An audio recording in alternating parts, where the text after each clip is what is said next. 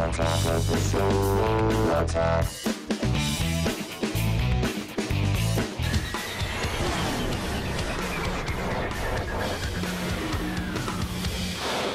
me from New York to help us make sense of it all, editor for Wired, Noah Shachtman is here. How are you, Noah?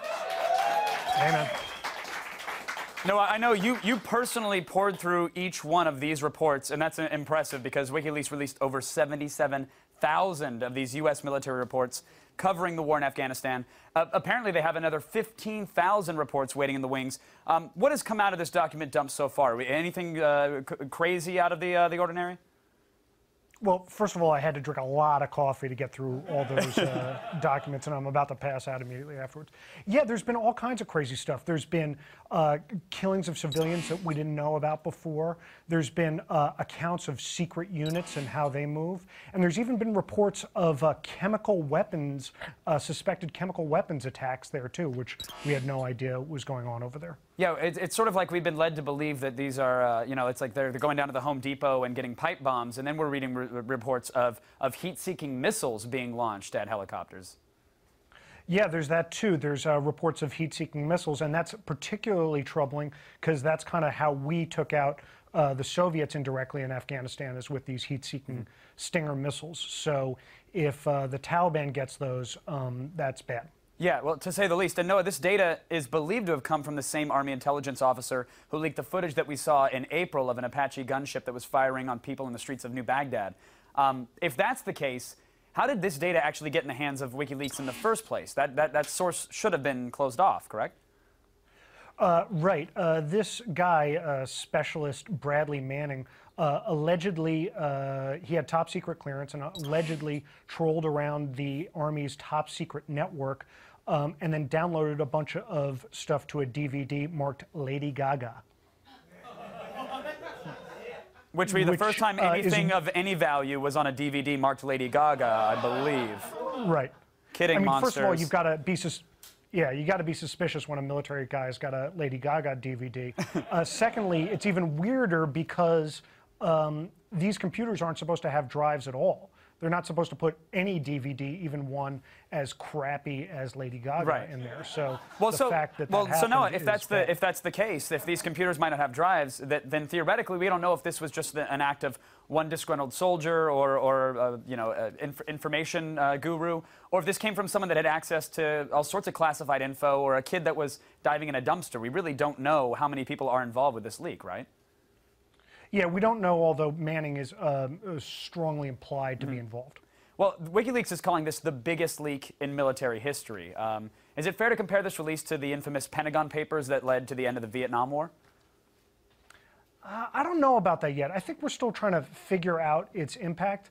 But look, let me put it a different way, all right? What most people have been seeing in the war from home, watching on TV, is kind of like the graphic user interface to the war. It's kind of like the Windows 7 of the war, okay?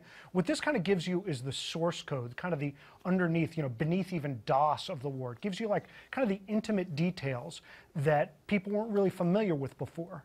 Now, if you're in the military or if you've dealt with the military, these things are really familiar. I actually even saw reports of a firefight with a unit I was with last year.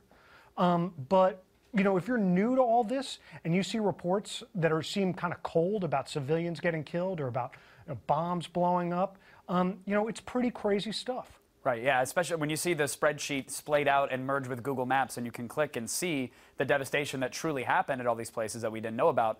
Is that, I mean, at a time like this, do you think this leak, I mean, it's impressive in size just for the numbers and the info that gets out there, but for the hearts and the minds, if you will, do you see this potentially being a turning point for America?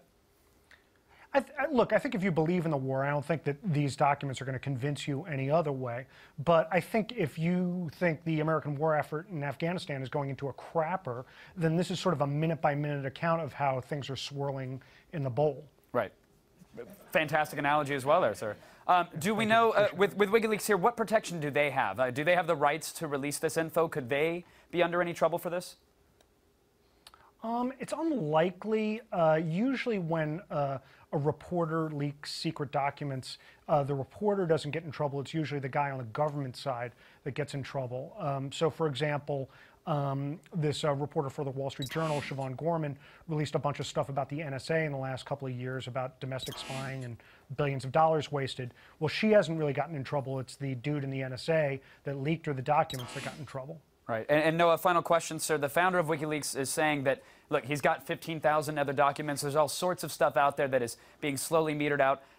Is this going to be the end of the story? Is it just going to be more, sort of updates of these incidents happen there? Or is the other shoe going to drop and we're going to have another Apache video or something of that nature?